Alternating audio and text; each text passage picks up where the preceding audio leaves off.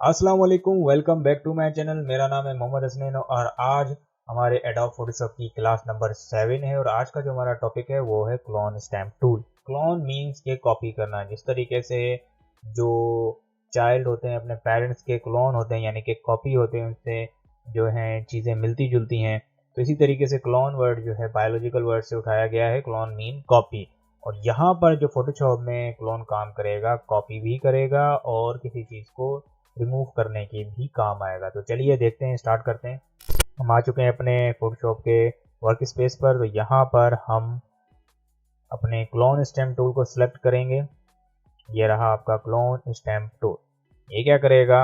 Copy करेगा और किसी चीज़ को रिमूव भी करेगा। इसका साइज़ छोटा बड़ा उसी तरीके से होगा जिस तरीके से ब्रश टूल की क्लास में मैंने आपको बताया था। अगर ब्रश टूल की क्लास आपने नहीं देखी है तो उसका लिंक जो मैं आई बटन में दे दूंगा। तो जैसे ही मैं यहाँ पर क्लिक करता हूँ तो एक ऑप्शन आ जाता है कि could not use the clone stamp tool because the area to clone has not be defined. हमें एरिया एक डिफाइन करना होता है through alt click to define any area. हमें कोई भी एरिया डिफाइन करना है तो हम अल्ट क्लिक करके रखेंगे और माउस का की प्रेस करेंगे तो हमारा एक मतलब कॉपी हो जाएगा। मतलब कि जब तक आप कोई चीज़ कॉपी नहीं करेंगे तो उसे पेस्ट कैसे करेंगे? तो जाहिर सी बात है, हमें पहले कॉपी करना लाजमी है। हम कॉपी अल्ट क्लिक करेंगे। अल्ट जैसे ही क्लिक करेंगे हमारा कर्सर जो पुश वाला था वो चेंज हो चुका है। जैसे ही हम क्लिक करेंगे तो ये कॉपी हो चुका है। नाउ हार्डनेस सॉफ्टनेस उस तरीके से ब्रश टूल की तरह ही है। हम सॉफ्टनेस ही रख रहा हूँ मैं और हम आगे पेंट कर देते हैं। तो आपने इस तरीके से पेंट, वैसे मैंने बता दिया कि किस तरीके से पेंट हो रहा है, लेकिन आपका जो प्रोसेस होगा, जो प्रोफेशनली प्रोसेस होता है, वो यहाँ पर आ जाए प्रॉपर्टी बार में। तो यहाँ पर देखें सैंपल। अभी फिल वक्त है करंट लेयर यानी कि जिस लेयर पे मैं हूँ। आल लेयर करेंगे हम और एक न्यू कॉपी ले लेंगे। इससे क्या होगा कि हमारा ये वाली जो लेयर है वो ख़राब नहीं होगी। अब जो भी मैं काम करूँगा वो इस लेयर के ऊपर काम होगा।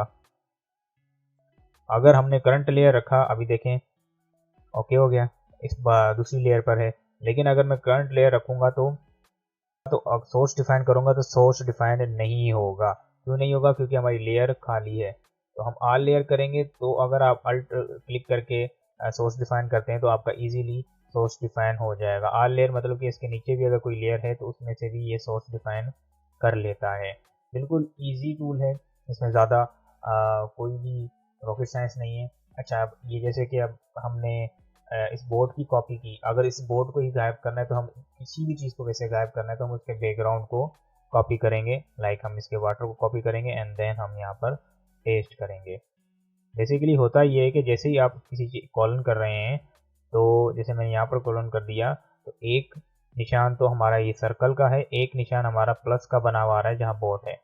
तो बेसिकली है क्या कि हमने जहाँ पर कॉपी किया है वो तो कॉपी किया ही है, लेकिन इसे कंटिन्यू भी रखता है। जहाँ जहाँ प्लस जा रहा है मतलब वो एरिया जो है ब्रश वाली जगह पर कॉपी हो रही है, मतलब कॉपी को कंटिन्यू रखता है ये। नेक्स्ट चीज़ जो है वो है हमारे पास सोर्स पैनल। हम चले जाते हैं विंडो में और यहाँ पर हमारे पास एक आएगा क्लोन सोर्स। ये सोर्स पैनल है और यहाँ पर कुछ चीज़ें आपको थोड़ी सी डिफरेंस दिखेंगी कि अगर आप, जैसे कि मैंने यहाँ पर स्काई सेलेक्ट किया हुआ है, तो आप दूसरी चीज़ को सिलेक्ट करना चाहते हैं, वो भी आप मतलब अपनी हिस्ट्री में रखना चाहते हैं कि आप कभी भी उसे यूज़ करें, तो आप दूसरा स्टैम्प को सिलेक्ट कर लें। दूसरे स्टैम्प में मैंने वाटर सेलेक्ट कर दिया, थर्ड स्टैम्प में मैंने बोट सेलेक्ट कर दी। तो आप देखें थर्ड में हमारी बोट सेलेक्ट हुई हुई है। मैं इसकी ओपेसिटी बढ़ा देता हूँ तो आपको ब्रश के अंदर दिख जाएगा। ये देखें थर्ड वाले ब्रश में हमारी बोट सेलेक्ट हुई हुई है, सेकेंड वाले में वाटर है, थर्ड वाले में हमारा स्काई है। तो इसी तरीके से 5 स्टैम्प्स दिए हैं। 5 स्टैम्प में आप जो चाहें वो स्टोर कर सकते हैं। उसके बाद एक वर्टिकल और हॉरिजॉन्टल भी दिया हुआ है। ये किस लिए काम आता है? तो जैसे कोई सिमेट्रिकली कोई शेप है या सिमेट्रिकली कोई चीज़ को कॉलन कॉलन करना है तो आप इसलिए यूज़ कर सकते हैं। मैंने एक यहाँ पर फ़ोटो ली हुई है, तो इसको हमने क्लोन करना है थ्रू वर्टिकल, सॉरी हॉरिजॉन्टली हम इसे क्लोन करेंगे। मैं अल्ट क्लिक कर देता हूँ। यहाँ पर देखें जब तक ये फाइल ऑन रहेगी तो जो आपने क्लोन किया होगा वो हमारी दूसरी तस्वीर के अंदर भी आएगा। तो हम इसे भी आल लेयर करके एक और न्यू लेयर ले लेते हैं एंड देन हम क्या करेंगे, अल्ट क्लिक करके सोर्स डिफाइन करेंगे। ब्रश की हार्डनेस जो है वो कम कर देंगे एंड देन जब मैं यहाँ पर बनाना शुरू करता हूँ,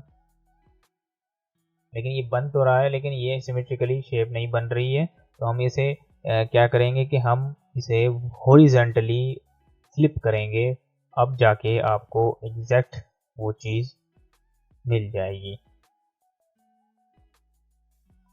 क्लियर है? ये होता है कि मतलब आपने कोई सिमेट्रिकली कोई शेप बनानी है, सिमेट्रिकली कोई क्लोन करना है, तो आप इसे यूज़ कर सकते हैं। इसके अलावा यहाँ पर साइज, हाइट वगैरह दी हुई है और कुछ सेटिंग्स दी हुई हैं। जैसे ये क्लिप्ड है, ये बताएगा कि क्या कॉपी हो रहा है, क्योंकि फ्लिप हो चुका है तो फ्लिप का बताएगा। तो आप इसे ऑन ही रखिएगा, अगर आप इसे ऑफ करेंगे तो आप जो कॉपी करने वाले हैं वो ओवरऑल आपको दिखाएगा।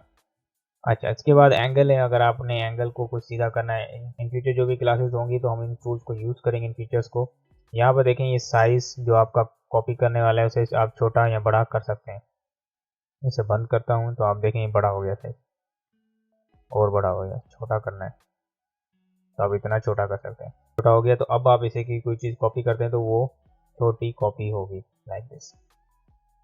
ये चीज़ आपके यहाँ पर काम आ जाएगी। मैंने छोटा किया हुआ है, हम यहाँ पर कॉपी करते हैं।